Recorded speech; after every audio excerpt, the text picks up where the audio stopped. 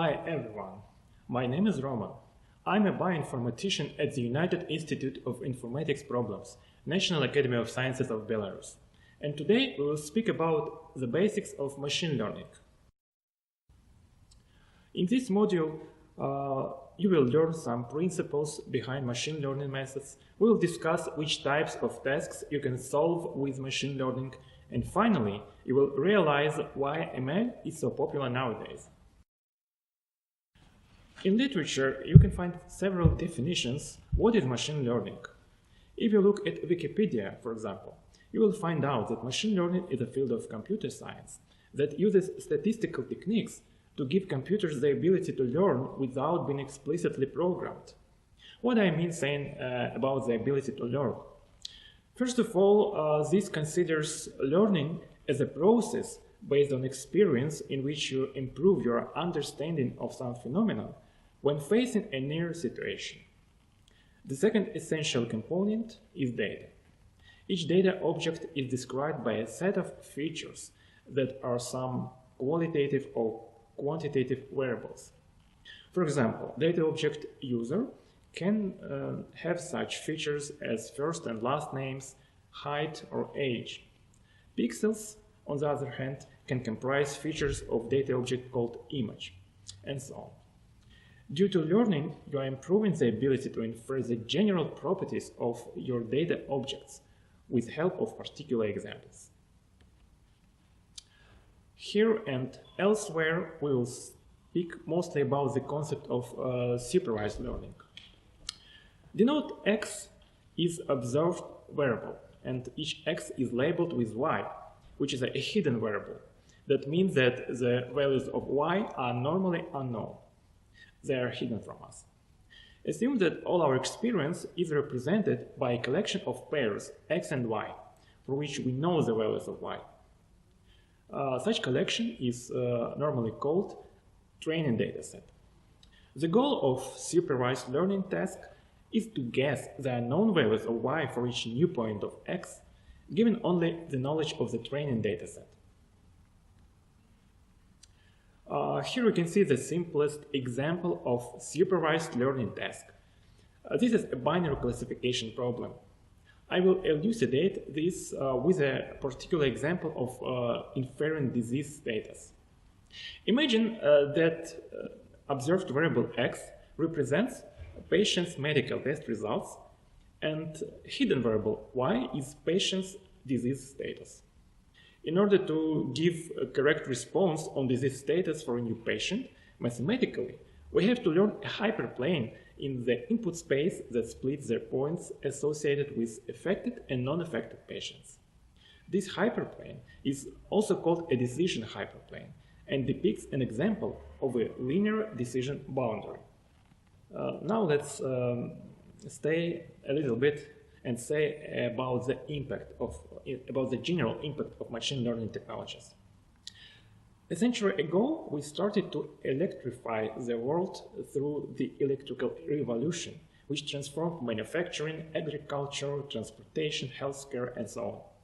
And today, machine learning is poised to start an equally large transformation on many industries. For instance, the IT industry is totally transformed by machine learning, and you can easily appreciate this with Google, Facebook, or Yandex. Fintech is also being totally transformed. Healthcare is starting to be, and there is a huge opportunity there. Self-driving is an industry built on machine learning and artificial intelligence technologies. Other industries like search engines or food delivery are also supported by this. Machine learning is really driving tremendous economic value. This is mostly only by one type of machine learning that I have already mentioned, and this type is called supervised learning, or learning with teacher. It uses ML to figure out a relatively simple A to B mapping or A to B response. For example, this can be a system determining whether an email is spam or not, or determining the objects in the image. Another example would be a system that makes in an audio clip and outputs a transcript of what was said. Although it can automatically perform many functions, today machine learning is still extremely limited comparing to human intelligence. And the rule of thumb is anything that a typical human can do with at most 1 second of thought can probably now or soon be automated with machine learning technologies. Of course, this is imperfect rule, but quite helpful. The next thing is when this is going to work. What are the prerequisites when machine learning algorithms can be implemented? First of all, this is feasibility. That means that a task can be solved with current machine learning techniques in theoretically. The second one is that you can really collect the data for the problem. And the third, that you're allowed, using your model, to get the feedback from making mistakes. Over time, machine learning are focused to make rapid progress up until reaching human-level performance, as you can see on this slide. And the progress will slow down as it surpasses this level. Machine learning methods with its success and failures have been around for several decades, but it is only the last 5 years that they have really taken off. Why? So the answer is that several years ago, researchers were using early generations of machine learning software and algorithms. Even when provided with more data, the performance of these systems did not keep on getting better. However, the progress in computing facilities, particularly the utilization of GPUs, allowed to start building large neural networks, which performance far surpasses that of the traditional algorithms. Hence, the ability of big data, again, is becoming of great importance. Now, the cutting edge in machine learning research is shifting to deep learning. Deep learning is a new area of machine learning research, which is inspired by the brain and data abstractions created by multiple stages of processing. The deep learning algorithms allow high-level abstraction from the data, and this is very helpful for automatic feature extraction and for pattern analysis and classification. Deep neural networks, or DNNs, have become the leading machine learning method for a range of applications since Geoffrey Hinton examined the issue around training large networks. Over the past decade, a variety of algorithms and techniques have been developed to design and train different deep neural networks architectures. A remarkable event in the deep learning revolution was dog versus cats competition in 2014. The deep learning methods have demonstrated an unattainable quality of classification in this task. And what machine learning needs to grow faster? Well, there are two scarce resources. One, of course, is talent, because you need analysts and developers who will construct new algorithms and customize it for the business. And the other is data. You need really huge data sets to train your deep learning algorithms. From this perspective, there is a concept of virtuous circle that resolves to some extent the data issue. So from product, you get users. From users, you get new data. And from new data, using machine learning, you improve your product. Great products normally have most users, and the most users usually means getting more data improves the learning algorithm, and so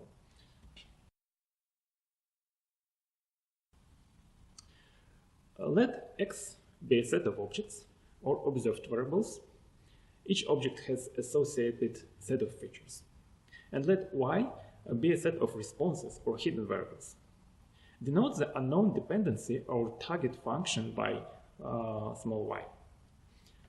Assume that we are given a training set, subset of X, that consists of objects xi with known responses yi. As you remember, the goal of supervised learning task is to get the unknown values of y for a new object from X, given the knowledge of the learning sample. To do this, we should first learn a decision function, or in some machine learning literature, you can find that it is called an algorithm that approximates y on the whole set of x. And basically, machine learning from this perspective is about the following concepts: how the input objects are represented and what are the responses, how A approximates y, and how to construct decision function A. Let's continue with objects representation. To illustrate this, consider famous Fisher's iris dataset, which is a multivariate dataset introduced by the British statistician and biologist Ronald Fisher in his paper. The instances in this dataset are divided into three classes of iris setosa, iris versicolor, and iris virginica, based on 4 measures of sepals width and length and petals width and length. These measures are taken for each iris flower and from the features as shown on the slide. So there are 150 samples or objects in total, and each object has 4 features. In machine learning, feature vector is usually denoted by f, with elements indexed up to the total number of features, 4 features in our case. In such a way, feature vector forms a feature description of an object, x. If we align all features of the objects into a table, we will get a feature matrix. You can see this on the slide. In case of iris dataset, we will get feature matrix of dimensionality 150 by 4. Depending on nature of the response variable y, we can face different problems. In classification task, each time is assigned to a category. If y takes only 2 possible values, we say about binary classification problem. In case of m values or m dimensional vectors, this is m-class classification problem.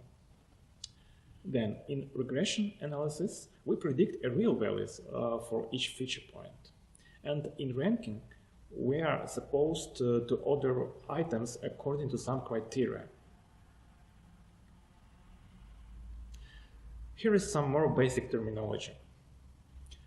Predictive model in machine learning is described with a parameterized family of functions g of x and theta, where theta is a vector of model parameters. Our decision function is simply a function from this family with some fixed values of parameter theta. In the supervised learning, we normally have 2 steps. The first step is when we use method mu that constructs decision function A from a collection of x-y pairs with known values of y's. And this step is called training, because we train our predictive model in order to find values for parameter vector theta. And the second step is when we check how good our model predicts values of y from new objects x.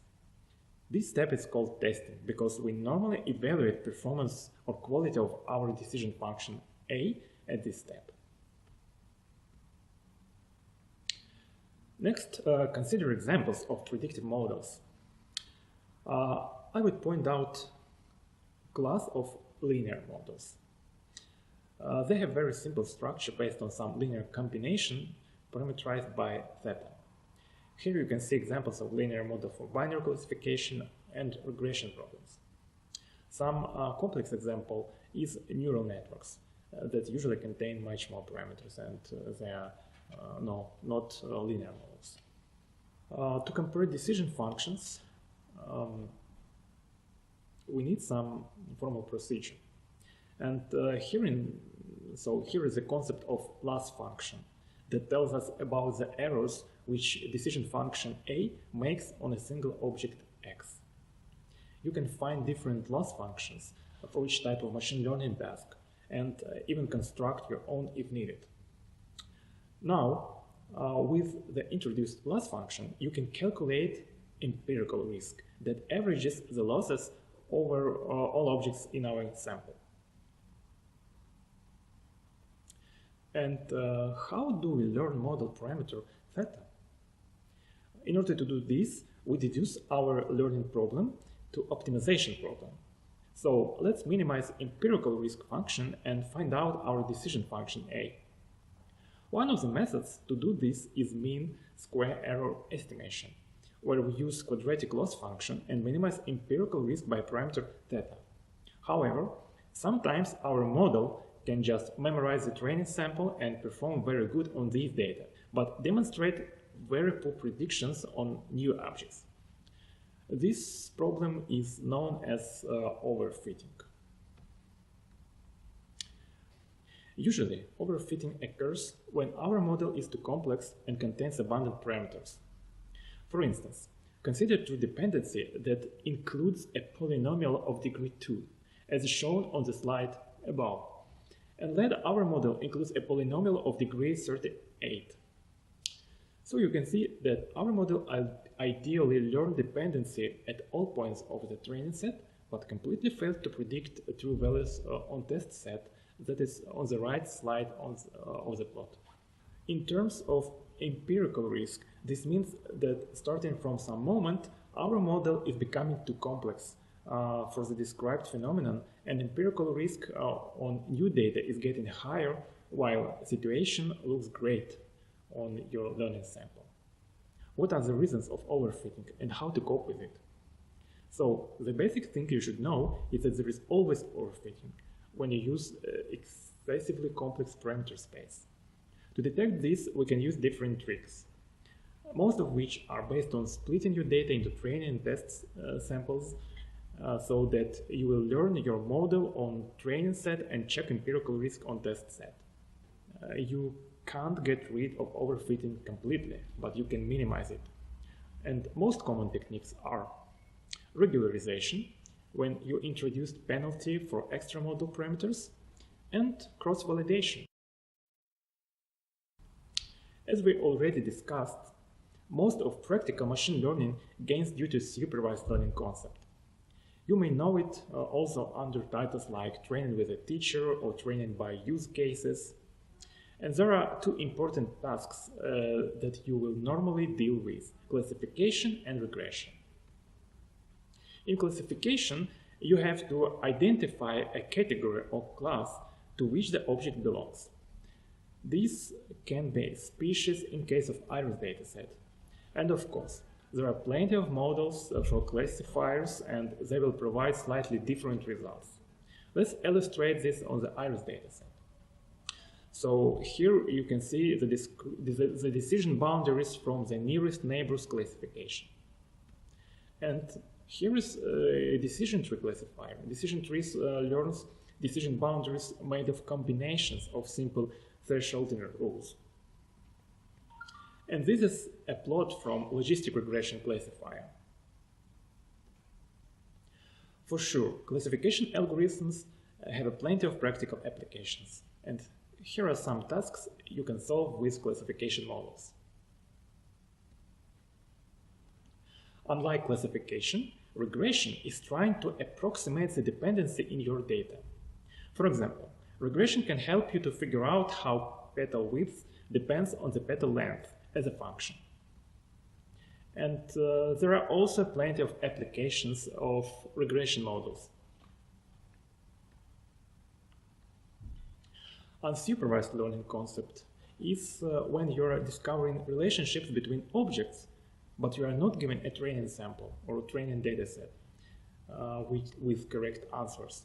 So you have to solve this task only using object descriptions. A widespread example of unsupervised learning problem is clustering. You should segregate all related objects into a finite number of groups. Often you don't know the true number of clusters, but machine learning algorithm like k-means may include this as a hyperparameter. So you must set hyperparameter value before you start learning procedure. Here you can see clusterization example by k-means with 8 clusters. And here is the result of k-means by 3 with 3 clusters. Predictive learning can be considered as a special case of supervised learning, where you have to predict the neighboring elements or context of an object. This type of machine learning is especially popular in natural language processing. And reinforcement learning is another type of machine learning which is very promising and among the most followed topics nowadays. Reinforcement learning is a special case of supervised learning when you learn from the environment. This usually involves applications where an agent interacts with an environment while trying to learn optimal sequence of decisions. Agent performs some actions and gets a feedback from the environment. Each action is rewarded or penalized by the environment with the reward function. Reinforcement learning requires a lot of data, and as such, it has often been associated with domains where simulated data is available, like gameplay or robotics. That's all for today. You can find more details about each concept introduced in this module in the classical textbooks dedicated to machine learning that are listed here. Thank you.